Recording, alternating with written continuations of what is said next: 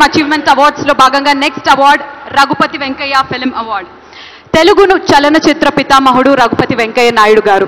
దక్షిణ భారతదేశంలోనే మొట్టమొదటి సినీ నిర్మాణ సంస్థని ఈయన స్థాపించారు. 1921లో భీష్మ ప్రతిజ్ఞ అనే సినిమాని తీశారు.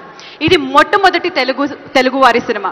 ఈ తెలుగు సినిమా సినీ రంగానికి పునాది వేసింది. మరి ఈ అవార్డుని అందుకోవడానికి వేదికపైకి రావాల్సిందిగా కోరుకున్నాము శ్రీ యండమూరి వీరేంద్రనాథ్ గారు. లెట్స్ వెల్కమ్ శ్రీ యండమూరి వీరేంద్రనాథ్ గారు. రఘుపతి వెంకయ్య నాయుడు గారు పేరిట ఎస్టాబ్లిష్ చేయబడినటువంటి అవార్డుని ఈసారి అందుకుంటున్నారు యండమూరి వీరేంద్రనాథ్ గారు. యండమూరి వీరేంద్రనాథ్ గారు ప్రముఖ తెలుగు రచయిత, వ్యక్తిత్వ వికాస నిపుణుడిగా, మోటివేషనల్ స్పీకర్గా తెలుగు ప్రజలకి సుపరిచితమే. తెలుగు సినీ రంగానికి ఆయన ఎనలేని సేవలు అందించారు.